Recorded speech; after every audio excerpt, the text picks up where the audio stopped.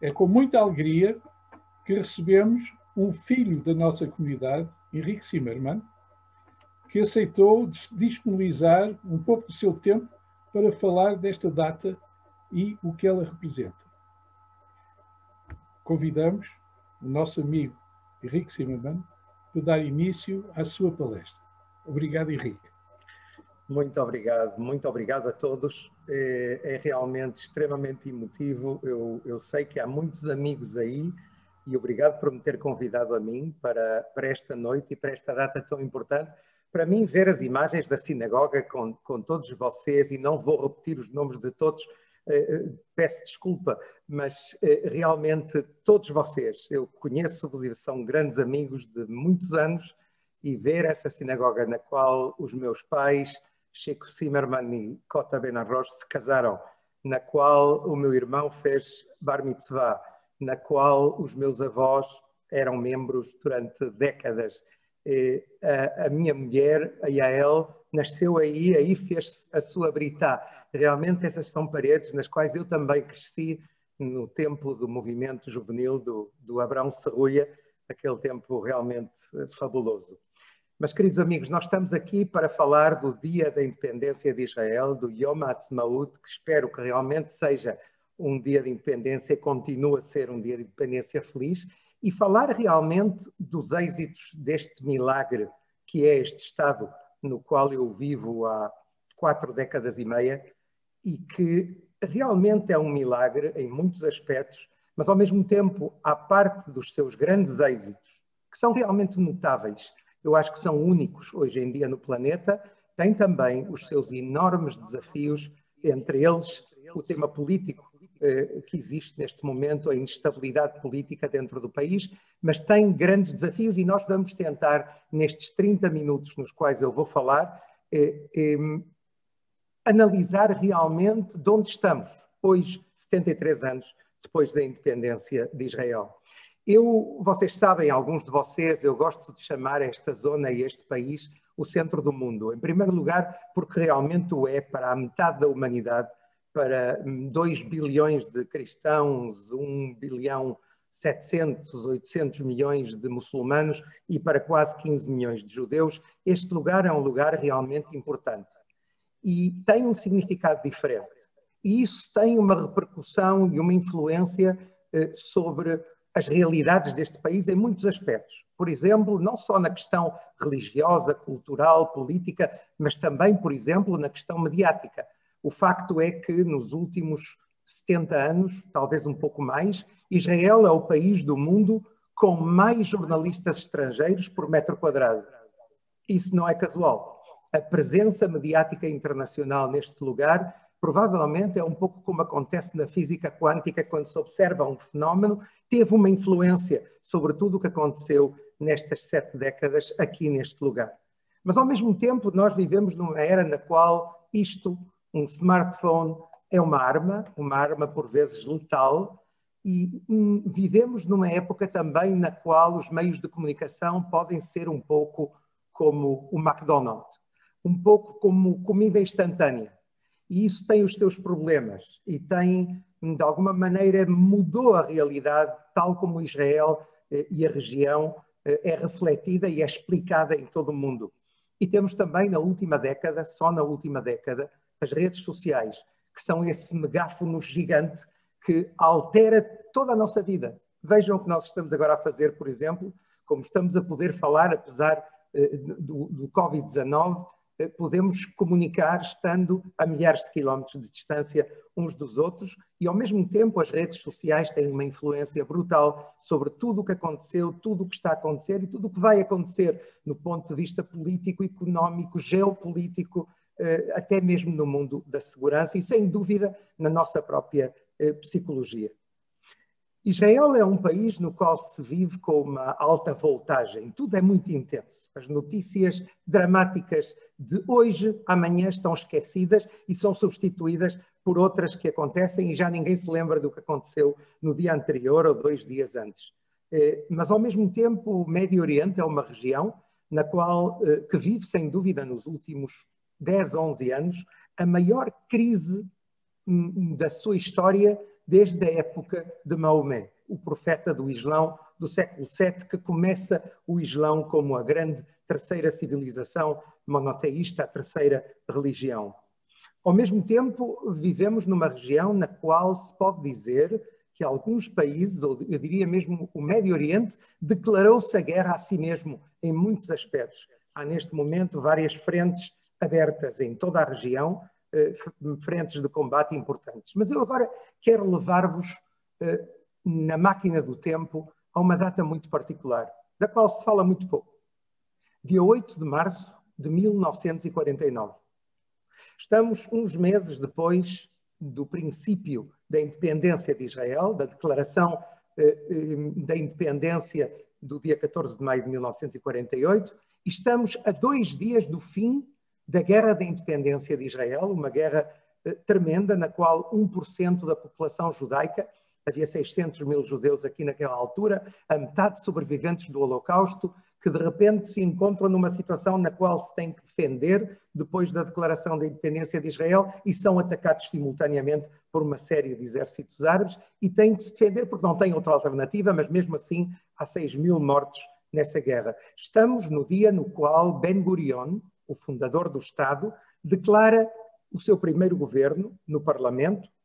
Estamos no dia no qual o Tzal, o exército de Israel, ocupa a cidade de Eilat, no sul, no Mar Vermelho, e marca a fronteira sul de Israel.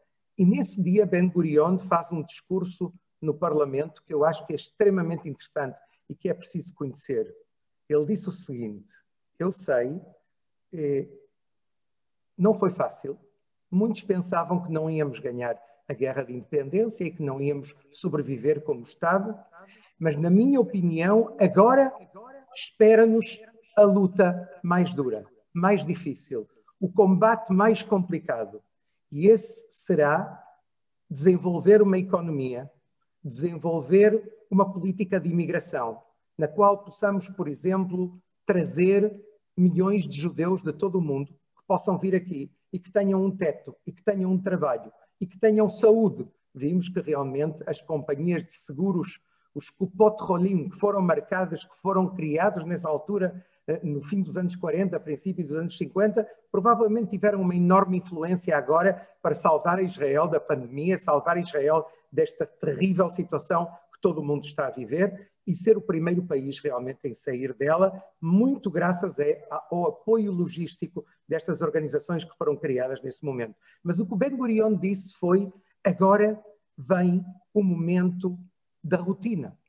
Será que seremos capazes não só de ganhar uma guerra, mas de criar as infraestruturas, o desafio de criar realmente um Estado que sobreviva? O Israel daquela altura era um Israel muito fraco, era um Israel muito débil, era um Israel que não tinha praticamente nada. Eu tenho um grande amigo aqui que o seu pai foi um dos 4 fundadores da Força Aérea. Eles tinham aviões Piper, eles atiravam as bombas que tinham com as mãos e atiravam para baixo na luta contra o exército egípcio, ou contra o exército jordano, ou contra as forças palestinianas daquela altura.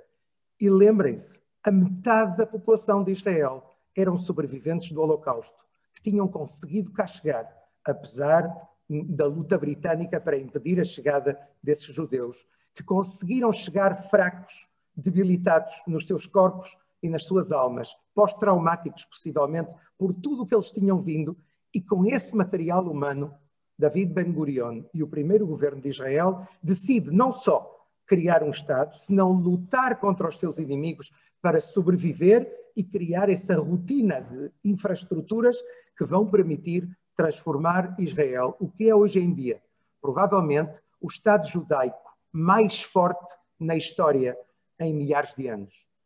Essa é a situação. Eu penso que 73 anos depois, se vemos o que aquele pequeno Estado, tão modesto e tão pequeno daquela altura, dos anos da independência, e vemos o que acontece agora, eu acho que a resposta é clara.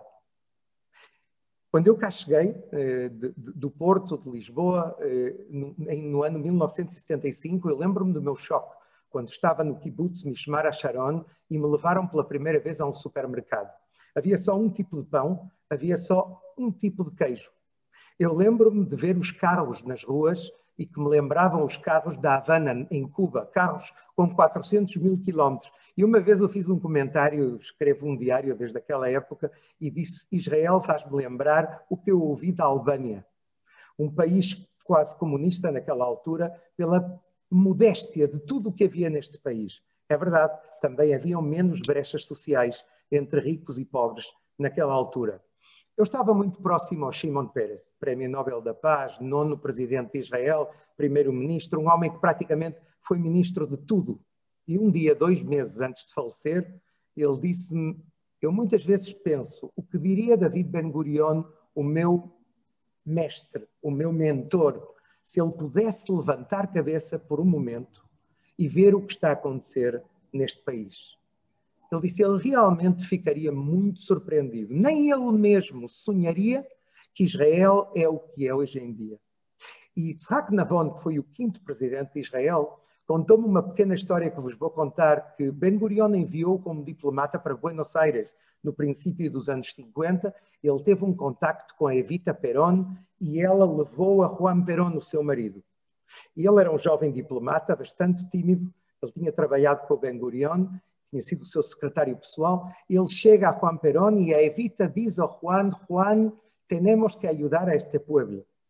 E o Juan diz: de que maneira? Diz: vamos comprar-lhes alguma coisa, diz a Evita. E ele olha bastante impaciente para o Yitzhak Navon e diz: o que é que lhes podemos comprar? E o Navon disse: olha, talvez laranjas.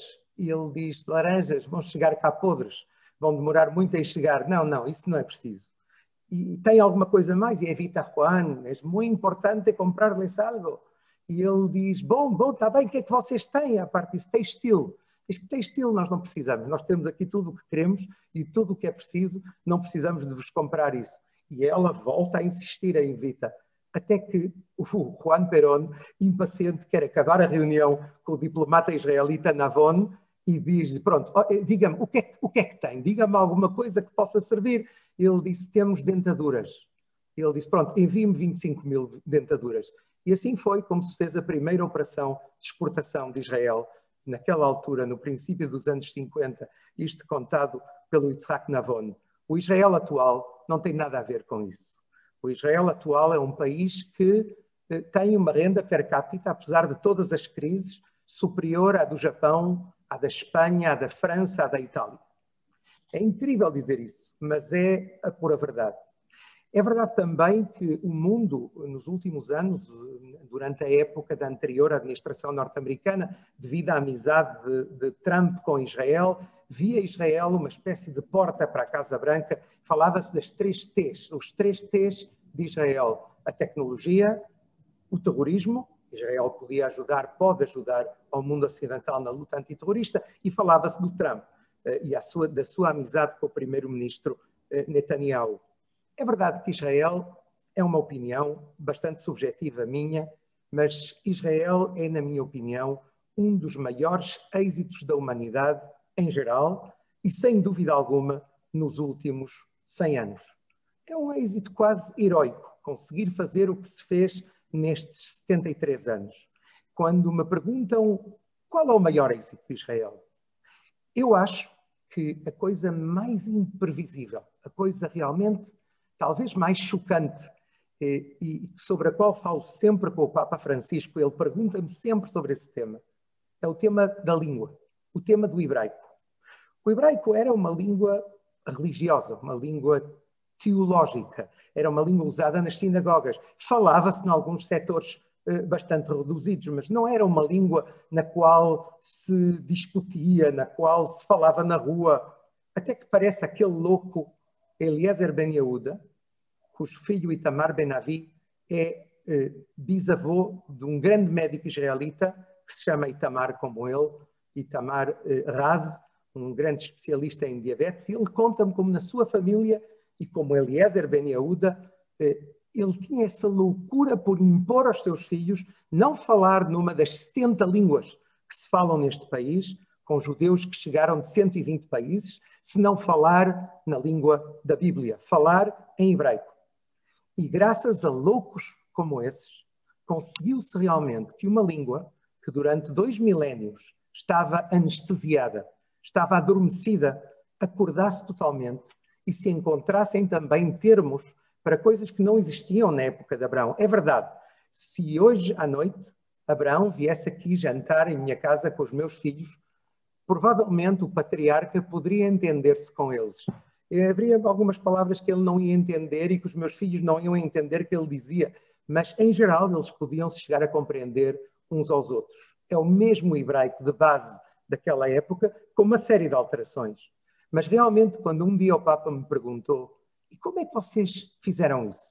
Eu disse, eu não estava, mas realmente quem o fez é como se o Senhor, eu decidisse que a partir da manhã, no mundo cristão, se falasse na rua em latim. Os jogos de futebol da sua equipa, do San Lorenzo, todos estariam transmitidos na televisão e nas rádios e na internet em latim. E essa língua que vocês usam nas igrejas seria usada nas ruas até para se insultar uns aos outros, até para discutir, até para lutar, para vender, para comprar, para ir a um restaurante, para tudo, absolutamente tudo. Eu acho que esse é um dos grandes milagres realmente deste país, mas há outros. Esta é a nação do mundo que recebeu mais imigrantes per capita na sua história. 3,3 milhões de judeus chegaram ao longo da história a este país.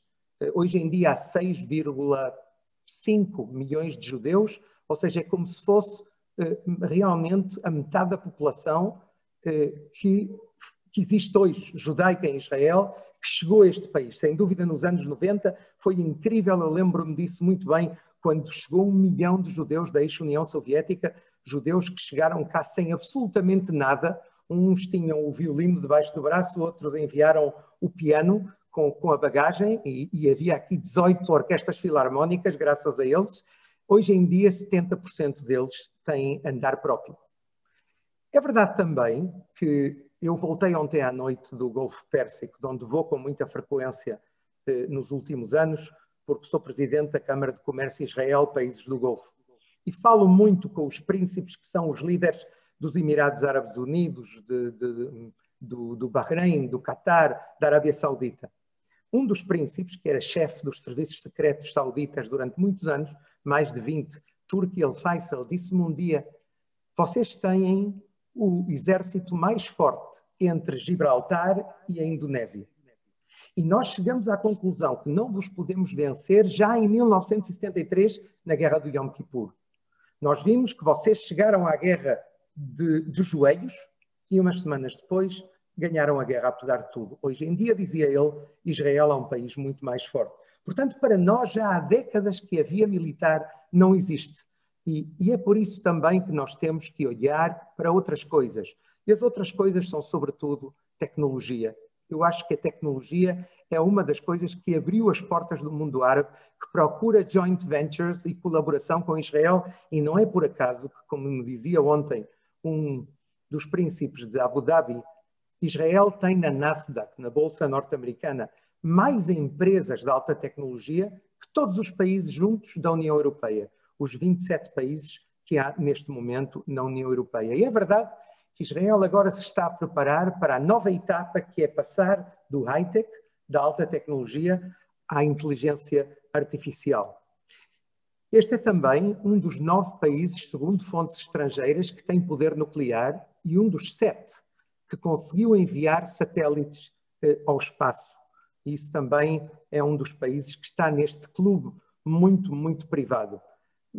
Isso foi provavelmente estes avanços tecnológicos de Israel, esta classe académica, científica que existe neste país, que ajudou a este fenómeno que nós vemos hoje em dia, de que Israel seja o primeiro país do mundo que está a sair deste ano e pico de coronavírus, que neutralizou o mundo inteiro. Israel também foi um país muito, muito afetado, chegou a ter 1 milhão de desempregados dos 9,3 milhões da população num momento determinado. E agora estamos numa situação na qual mais de 5 milhões de israelitas, a maioria dos adultos deste país, quase 90%, estão vacinados, já com 2 doses. Eu, a segunda dose, fila no dia 13 de janeiro, ou seja, já há bastantes meses. E é verdade também que Israel, no domingo, vamos deixar de usar máscaras de proteção em lugares no exterior, nas ruas. O que quer dizer que realmente há uma espécie de normalização de tudo isto. Mas, meus amigos, não podemos evitar ver também os problemas e os grandes desafios. Neste momento há na sociedade israelita, e vimos-lo também com o corona, uma espécie de fratura social dentro da sociedade. O presidente de Israel, Ruvi Rivlin, fala das 4 tribos de Israel. Ele diz que é a tribo maioritária laica e tradicionalista, a tribo dos ultra-ortodoxos, os Haredim, que são hoje em dia uns 12% da população, a tribo dos árabes israelitas, que neste momento se estão a integrar cada vez mais dentro da sociedade, mas são tema de outra palestra totalmente diferente, e que são hoje em dia 21% da população já. E temos a população ortodoxa, que tem um papel extremamente importante dentro da sociedade hoje em dia também, em todas as instituições. E eu disse ao presidente Rivlin que eu achava que era preciso agregar uma 5ª tribo. E essa é a tribo da diáspora. Os 8 milhões de judeus que vivem hoje em dia fora de Israel ainda, que eu penso que devem ser parte dessa unidade com o Estado de Israel. Ele aceitou o meu comentário e hoje em dia há uma ideia que eu estou a tentar também desenvolver, até com ele mesmo, da criação de um Senado para os judeus da diáspora ao lado do Parlamento de Israel. Nós vivemos também uma luta pela democracia. Temos um sistema eleitoral que era muito bom nos anos 50, no princípio de Israel, o sistema proporcional, que era... Porquê que o Ben-Gurion aprovou um sistema proporcional? No qual todos os movimentos políticos que tivessem um mínimo de apoio poderiam chegar ao Parlamento. Porque ele pensava que essa era a forma de evitar que pessoas estivessem fora da sociedade, fora do Parlamento e se transformassem em movimentos de protesto. O que aconteceu foi que, com os anos, há cada vez mais partidos. Nas últimas eleições, as quartas dos últimos 2 anos, 4 eleições em 2 anos. Também nisso Israel é campeão mundial, mas não no melhor sentido da palavra. Vimos 40 partidos políticos que se apresentaram. 40, repito, não é um engano. E cada vez vemos como o sistema político se transforma num vidro que se vai partindo mais e mais, e é cada vez mais difícil fazer o puzzle de criar uma coligação e de unir todos esses vidros juntos.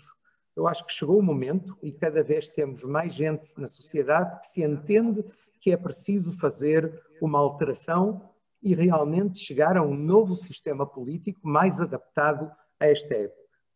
Israel deve também definir as suas fronteiras oficialmente. Conseguimos fazê-lo com o Egito, de alguma forma conseguimos fazê-lo com o Líbano, e com a Jordânia, mas temos ainda problemas com vários países. Israel é o único país do mundo que ainda não tem fronteiras totalmente definidas e, sobretudo, no caso palestiniano, isso é um problema sério, porque pode transformar Israel num Estado binacional. É a primeira vez, a propósito, que vemos que há menos de 75% de judeus, 74% neste momento, dentro do Estado de Israel, e se Israel ficasse a ocupar partes da Cisjordânia, provavelmente haveria aí população palestiniana que seria incluída, o que poderia aumentar mais ainda a percentagem de palestinianos dentro da sociedade israelita, e todos entendemos hoje em dia que estas sociedades multinacionais, vimos-lo em muitos países, como por exemplo a Jugoslávia, como por exemplo vimos no Líbano, países com grandes minorias estão condenados muitas vezes a guerras civis latentes. Eu acho que esse é um dos grandes objetivos que nós temos, é conseguir chegar a definir fronteiras com os palestinianos. É verdade que não tudo depende de nós, muito depende dos palestinianos e eles não parecem ter neste momento uma grande vontade de negociar. Vamos ver onde é que isto tudo nos pode levar, mas temos um problema demográfico que é extremamente importante. E ao mesmo tempo temos uma mudança de paradigma no estatuto de Israel dentro de todo o Médio Oriente. Aconteceu uma espécie de milagre estratégico, e é que o grande mundo árabe, encabeçado pela Arábia Saudita, com 33 milhões de habitantes, e pelo Egito, que tem um acordo de paz com Israel, 105 milhões de pessoas, que são 1/4 do mundo árabe, é como os Estados Unidos do mundo árabe e, conjuntamente com a Jordânia e com um dos países mais influentes, os Emirados Árabes Unidos, chegaram à conclusão de que não podem esperar que os palestinianos queiram fazer a paz com Israel, e foi assim como vimos este verão os acordos de Abraão, históricos extremamente importantes. Muitas vezes eu penso que o mundo ainda não captou como isto está a mudar o vento dentro do Médio Oriente, totalmente. E vai levar-nos a outros acordos de paz, eu penso, na próxima década, com outros países da região, começando pelos países do Golfo, talvez também sendo a joia da coroa a Arábia Saudita, depois destes 4 acordos que Israel fez, históricos, em muito pouco tempo, com os Emirados Árabes Unidos, com o Bahrein, com Marrocos, um país do qual há aqui 1 milhão de judeus israelitas que têm origem marroquina e que se sentem de alguma maneira relacionados a Marrocos, um país que pode ter importância até politicamente dentro do país, e o Sudão.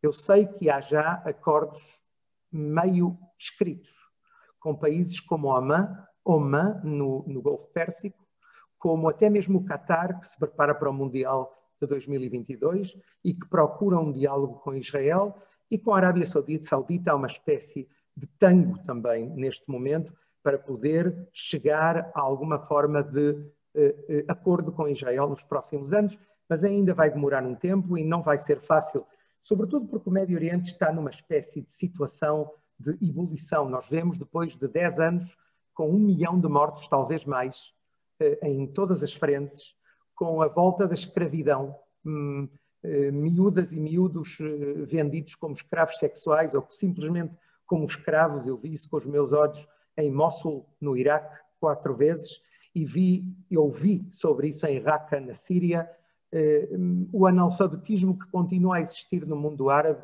27%, o que é outra causa de radicalização que ainda existe, e também a situação económica. O mundo árabe tem o controlo sobre a metade do petróleo, a metade do gás do planeta, mas tem também 60, 70 milhões de jovens que não têm trabalho e que vão chegar à minha idade, provavelmente, sem nunca ter trabalhado, a uma geração do deserto. Dizem que em 2030 serão 100 milhões de pessoas, 100 milhões de jovens. Eu acho que isso é uma bomba de relógio realmente, é um tic-tac que é preciso tentar resolver nos próximos anos, talvez também no marco dos acordos de Abraão. Tudo isto, apesar de tudo, no dia 2, e apesar dos problemas, e apesar das decisões que nos esperam, eu espero que nós tenhamos líderes à altura daqueles que criaram o Estado de Israel, tanto do David Ben-Gurion, como do Menachem Begin, como do Yitzhak Rabin, como do Shimon Peres, que consigamos ter realmente líderes a essa altura no futuro e que se possa continuar este caminho extraordinário que Israel, com 73 anos, marcou e está a conseguir dar passo a passo numa direção que aquele país que eu via como a Albânia nos anos 70 é hoje uma potência regional e provavelmente também, em muitos aspectos, uma potência mundial. David Ben-Gurion dizia uma frase que a mim sempre me impressionou muito e que me acompanha. Com isto acaba e passamos às perguntas, que é o seguinte: num país como Israel, quem não acredita em milagres não é realista. Muito obrigado. Passamos às perguntas. Minha pergunta é, na tua opinião, o que é que tem impedido em particular Portugal de mudar de localização embaixada de Portugal em Tel Aviv para a capital de Israel? E, em geral, porque é que a União Europeia não segue esse mesmo caminho? Okay. A pergunta que eu tenho que colocar tem a ver com este aumento de perturbação com o Irão, que não é recente, obviamente, mas se este acordo com a China feito, que é o primeiro acordo militar feito pela China com um país da zona do Médio Oriente, porque mesmo as relações que eles tinham com a Sri Lanka ou com o Paquistão não envolviam esse acordo militar, o que é que isto pode ter como impacto na região e, sobretudo, para Israel, em termos da sua segurança? Essa é a minha pergunta e muito obrigado, Henrique. A minha pergunta é relacionada com as relações com os Estados Unidos, agora com uma nova administração, ou uma recente administração. Muito se tem dito que o paradigma de relações entre os Estados Unidos e Israel podem mudar, mas tenho lido ou ouvido pouco de como é que isso se tem materializado, por isso queria ter um bocadinho a sua perspectiva nesse sentido. Vamos lá, e se me permitem, vou começar pela pergunta do Filipe, porque tem a ver imediatamente com a pergunta do Carlos e com a pergunta do Dr. Rebelo. Então, vamos lá ver.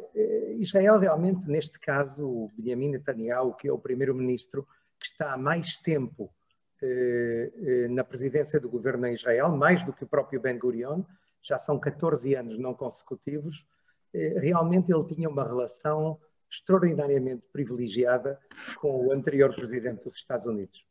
E isso foi muito criticado em certos momentos, porque se dizia que era a primeira vez que havia um líder de Israel que renunciava à chamada política bipartisan, ou seja, o apoio ou o vínculo com os dois partidos e com as duas possíveis administrações nos Estados Unidos. E isso sabia-se que num momento determinado poderia chegar a provocar uma situação complicada para Israel. É verdade que ele teve um confronto grande com o Obama. Eu posso-vos confessar que no dia em que o Obama foi eleito eu fiquei muito feliz, mas no dia em que eu vi o seu discurso no Cairo, o primeiro, fiquei muito preocupado porque percebi que realmente os Estados Unidos não iam no bom caminho e aí houve um confronto grande com a administração de Netanyahu, entre Obama e Netanyahu. O Netanyahu foi ao Congresso norte-americano e tudo aí começou esse problema que depois, quando chega Trump, foi um alívio para a direita israelita e para o Netanyahu, porque realmente Trump fazia bastante do que Netanyahu lhe pedia. E agora há esta mudança. E nós sabemos que Joe Biden tem uma relação pessoal com Netanyahu há muitos anos. Não sabemos se Netanyahu vai continuar ou não a ser primeiro-ministro. O que eu vos posso dizer é que nos últimos dias o possível chefe da oposição, Yair Lapid, foi ver a vice-presidente Kamala Harris, foi convidado por ela e foi lá discretamente vê-la. Não há dúvida que eles prefeririam, o Partido Democrata, que Netanyahu não continuasse a ser o primeiro-ministro, mas isso é uma decisão que se vai tomar dentro do sistema político israelita. Vamos ver se ele consegue formar governo ou não nas próximas 2, 3 semanas, e se ele não o conseguir, isso vai passar ao centro-esquerda, e aí tudo pode ser diferente. Não há dúvida que Biden e Harris prefeririam esse centro-esquerda. Eles querem voltar a falar do tema palestiniano, eles querem devolver alguns elementos do que era a política de Obama em relação aos palestinianos, mas eu acho que nos últimos dias aconteceu uma coisa discretamente muito importante, e é que a administração Biden compreendeu a importância dos acordos de Abraão e foi por isso que eles aceitaram vender, contrariamente ao que se dizia anteriormente, aviões F-35, que são os aviões mais sofisticados que existem, aos Emirados Árabes Unidos. É uma decisão que muda um pouco a situação geopolítica e que tranquiliza. Eu estava em Abu Dhabi quando isso aconteceu e foi uma espécie de Valium, de calmante para parte da situação, de como se viu desde lá essa decisão de Biden. Em qualquer caso, não há dúvida que o que mais afeta a relação entre Israel e os Estados Unidos neste momento, entre os países árabes pragmáticos, entre eles os Emirados e a Arábia Saudita, o Egito, etc., com a nova administração Biden, é sem dúvida o tema do Irão. É verdade que a intenção de Biden é voltar ao acordo anterior, talvez com algumas alterações, o acordo que Obama fez com Rouhani, o presidente do Irão. Não está claro se isso vai acontecer ou não, se vai haver acordo ou não.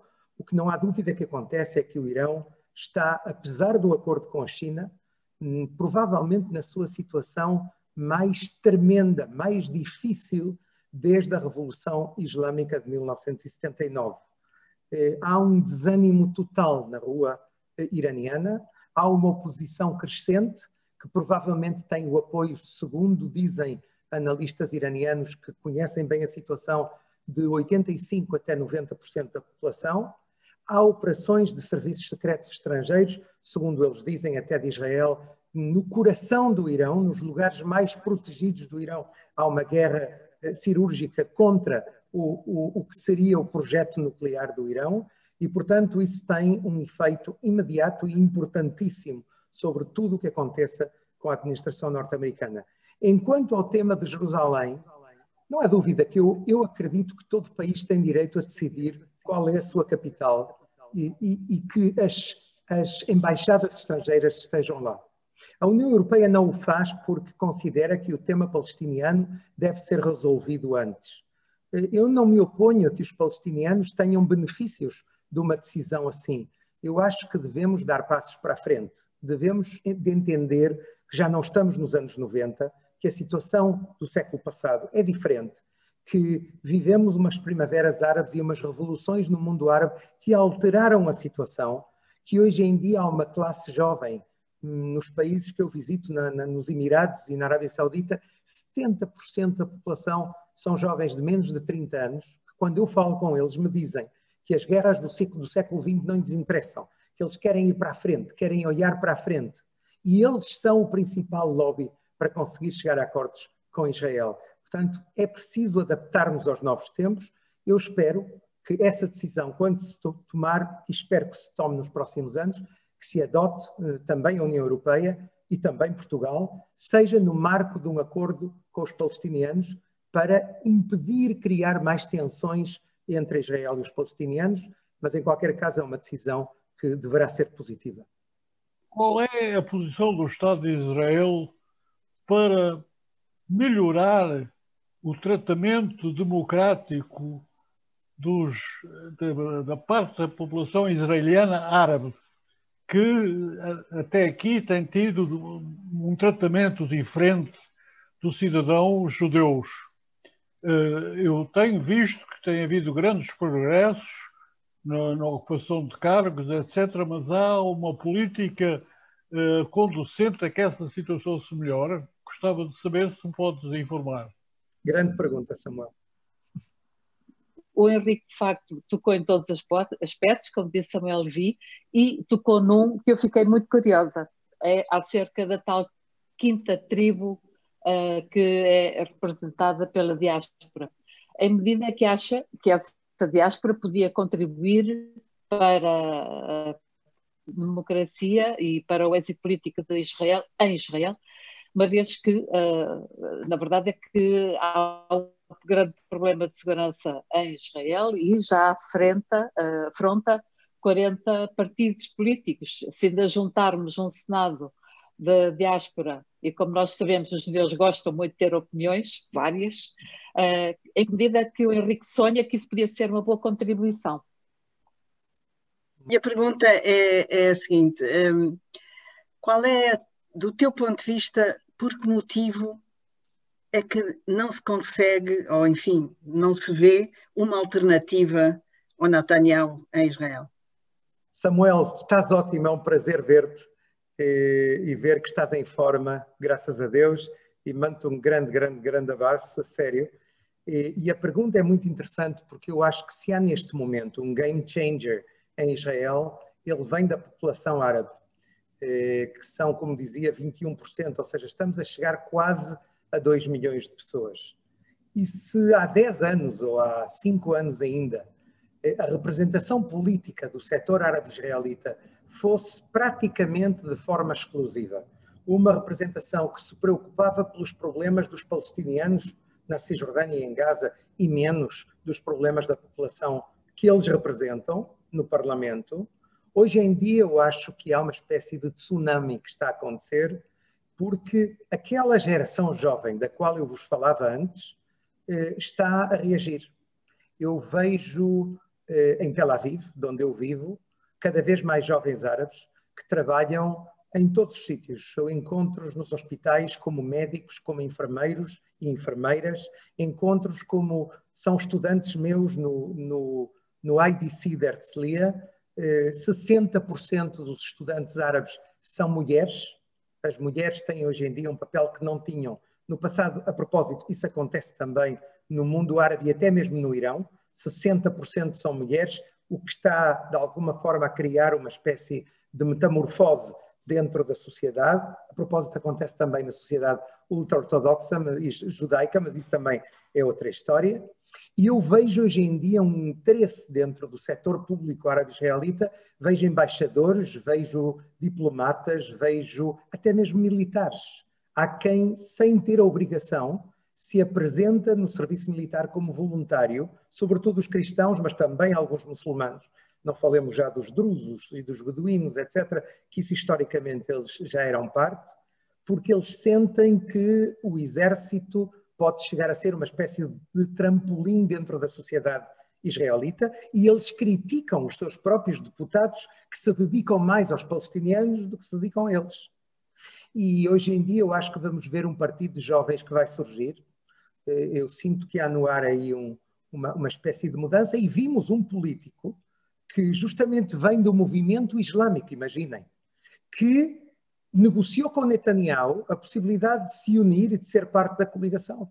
Com Netanyahu, o mesmo Netanyahu, que já não me lembro em que eleições é que foi, acho que foi para aí há 4 ou há 3, disse para tentar que as pessoas fossem votar pelo Likud no dia das eleições: vão votar, por favor, porque os árabes estão todos a fazer fila para ir votar. E ele agora é quem entendeu que eles são esse game changer e está a tentar chegar com eles a uma espécie de coligação. Não me surpreenderia nada que Mansour Abbas, que tem o partido, este partido árabe, conseguisse ou decidisse ser parte de algum dos governos que venha a ser criado dentro de Israel. Eu penso que é uma situação nova que estamos a viver e que ainda nos vai levar a muito mais alterações, mas vê-se cada vez mais presença de jovens árabes dentro da sociedade que até há pouco tempo era quase exclusivamente judaica. Enquanto à pergunta da Madalena sobre a diáspora, não há dúvida que é um tema muito delicado, Madalena, porque nós aqui em casa temos 3 filhos que nos últimos 3, 4 anos fizeram serviço militar obrigatório. 2 rapazes, os 2 filhos da Yael e a minha filha mais pequena, a Noah. Os 3 estiveram ao mesmo tempo no exército. Os 2 filhos, o Alex e o Yoav, estiveram em posições de combate que eram perigosas, que têm um grande risco. Então, eu não acho que os judeus da diáspora no seu Senado possam tratar temas que têm a ver com a segurança do Estado de Israel se os seus filhos não fazem a mesma coisa e não correm os mesmos riscos que os nossos. Mas sim podem tratar de temas que não têm que ver com coisas internas de Israel, que são, por exemplo, a identidade judaica, a cultura, a religião, as diferentes correntes do mundo judaico. Tudo isso, o ensino, a educação judaica na diáspora, como impedir a assimilação e a desaparição das comunidades, a luta contra o antissemitismo, a asbará, o que se chama a diplomacia pública relacionada com o Estado de Israel, que afeta a situação das comunidades judaicas, a segurança das comunidades judaicas, etc, etc, etc. Programas educativos de jovens da diáspora que possam cá vir e fazer cá. O meu sonho é criar uma espécie de Erasmus no mundo judaico, de forma a que judeus jovens da diáspora possam cá vir fazer um semestre e vice-versa, e criar vínculos entre as comunidades e o Estado de Israel dentro de tudo isso. Então, é preciso definir muito bem quais são esses temas, os temas que têm que ficar de fora do Senado e que pertencem só à Knesset, o Parlamento de Israel. Enquanto ao Netanyahu, Esther, a quem felicito pelo museu a propósito e por todos os esforços que vocês estão a fazer, porque é que não se vê uma alternativa ao Netanyahu? Eu penso que se vê, Esther, mas ainda não é muito pública. Eu penso, como sabes, que o Netanyahu tem um julgamento complicado, com 3 acusações, e a situação dele não é fácil. Ele estará disposto até, para conseguir criar governo agora, a pagar um preço de rotação que eu acredito que ele vai respeitar desta vez, porque não tem outra alternativa, não como fez no governo anterior, que prometeu ao Benny Gantz e provocou a queda do governo antes de tempo. Eu penso, eu não sou suspeito de apoiar o Netanyahu, mas eu penso que o Netanyahu é um dos estadistas mais brilhantes que há neste momento no mundo, e em Israel também. E penso que na oposição ainda não há pessoas à sua altura. Mas, ao mesmo tempo, penso que mais de 8 anos como primeiro-ministro, políticos e fraldas é preciso mudar com frequência pelos mesmos motivos. Não é bom. E o próprio Netanyahu me disse isso nos anos 90, quando foi eleito primeiro-ministro pela primeira vez. Agora não lhe convém e provavelmente está a mudar a linha. Mas se me perguntas, eu vejo 2 personalidades neste momento que estão a levantar cabeça e que podem vir a ser primeiros-ministros no futuro, daqui a 4 anos, 3, 4 anos. Um é o chefe do Estado-Maior atual, Aviv Kochavi, que ontem fez um discurso que emocionou a grandes partes da sociedade. Ele disse uma frase: voltamos à nossa terra e desta vez é para sempre. Ele lembrou Nehama Israeli, que é uma senhora que lutou no Palmach, na Guerra de Independência de Israel, em 1948, e que na Guerra do Yom Kippur perdeu 2 dos seus filhos nos combates. Ele lembrou o seu drama. E tudo isso, ele tem bastante carisma, mas há outra personalidade que eu ouço falar dele todo o tempo, sobretudo no mundo árabe, e também no Partido Democrata e no Partido Republicano norte-americano, que é Yossi Cohen, o chefe do Mossad, que termina o seu trabalho agora, dentro de uns meses, que se vai dedicar ao dossiê do Irão durante 3 anos, porque segundo a lei ele não pode entrar em política durante 3 anos. Precisa desse filtro, desse período de afastar-se e só depois vai entrar na vida política. Eu acredito que ele quer ser primeiro-ministro e que tem um enorme potencial, é uma pessoa com uma capacidade extraordinária, fora de série. A pergunta que eu te queria fazer tem a ver essencialmente com uma questão que é muito debatida em Israel e que também, se calhar, não é tão comentada aqui em Portugal, e que tem a ver com a força e com o poder dos partidos religiosos. Era importante, eu penso que era importante tu fazeres uma breve análise para todos perceberem um bocadinho a diferença da força dos partidos religiosos que neste momento existem em Israel. A tua pergunta é muito pertinente por um motivo especial, à parte de tudo. Não só porque eles têm um poder fixo dentro da política israelita, senão porque não se surpreendam se vamos ver como primeiro-ministro a Naftali Bennett, uma pessoa que no mundo não é conhecida e que vem justamente de um partido ortodoxo moderno, tem uma kippah muito pequenina. Ele é o que antigamente se chamava o Partido Mafdal, o Partido Nacional Religioso, mas está casado com uma mulher laica, vive em Ra'anana, numa cidade que é totalmente, bem, tem religiosos, mas não é uma cidade religiosa particularmente, nem é um colonato, por assim dizer, e são partidos que hoje em dia têm uma importância grande. E ele teve só 7 deputados. Mas, no entanto, é uma espécie de balança entre o Likud, por um lado, e o centro-esquerda pelo outro, e uma das saídas possíveis, um dos cenários possíveis, é que ele se unisse a Yair Lapid, que tem muitos mais deputados do que ele, 3 vezes, não, um bocadinho menos, 3 vezes, 2 vezes e meia mais deputados do que ele, mas não tem possibilidade neste momento de ser primeiro-ministro porque não tem o apoio dos partidos pequenos, enquanto que Naftali Bennett poderia ter esse apoio e, portanto, poderia haver uma coligação entre eles, entre o Yesh Atid, entre o partido que saiu do Likud, de Gideon Sa'ar, que se chama Nova Esperança, Tikva Hadashah, e o próprio Naftali Bennett e o seu partido. Portanto, não há dúvida que o setor ortodoxo moderno israelita tem uma importância grande hoje em dia, muito superior à que tinha há 30 anos atrás ou há 20 anos atrás, uma importância grande dentro da sociedade, também porque há muitos oficiais. Antigamente os membros dos kibbutz eram os que davam mais oficiais e os que mais iam a unidades de combate.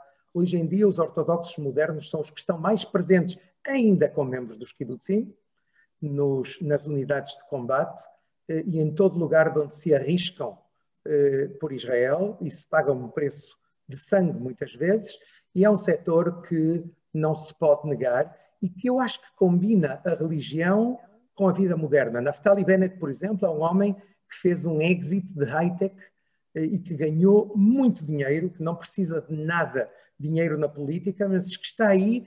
Ele esteve numa unidade de elite, a mesma na qual estiveram Ehud Barak, se lembra, o ex-primeiro-ministro, e também Benjamin Netanyahu, que é Sayeret Matkal, que é uma unidade épica e um ícone realmente do exército israelita. E ele é um homem que tem a aspiração e o sonho de chegar a ser primeiro-ministro. Ou seja, é preciso tomar em conta os ortodoxos modernos e também os partidos ultra-ortodoxos, que têm praticamente sempre o mesmo número, o sefardita por um lado e o ashkenazi pelo outro, que têm sempre entre 7 e 8 deputados cada um e que conseguem chegar a um máximo do seu apoio político porque se mobilizam e têm sempre uma porcentagem de voto muito mais alta do que tem a população laica ou tradicionalista na sociedade israelita, que está menos motivada e menos organizada. Henrique, muito obrigado a todos. Já vai adiantada a hora, já deve estar quase com sono, porque são 11 horas onde tu estás, e nós temos também que seguir. Quero, em nome da comunidade, agradecer-te mais uma vez a tua presença e a tua sabedoria e tudo aquilo que nos trouxeste, e vamos concluir. Vou passar aqui a emissão ao Marcos, que tem as suas palavras de fecho, e desejo-vos a todos, os mais de 80 ligações que estiveram aqui connosco hoje e que estiveram também em direto no Facebook, agradecer-vos terem estado connosco e partilharem estes momentos com todos nós. Muito obrigado. Obrigado a todos vocês e muita saúde, e oxalá nos possamos ver em breve. Nós temos muitíssimas saudades e muito obrigado por me ter convidado. Estou à vossa disposição, vocês são a minha comunidade. Agradecer mais uma vez a participação de todos, a presença de todos nessa noite. Henrique, mais uma vez, obrigado.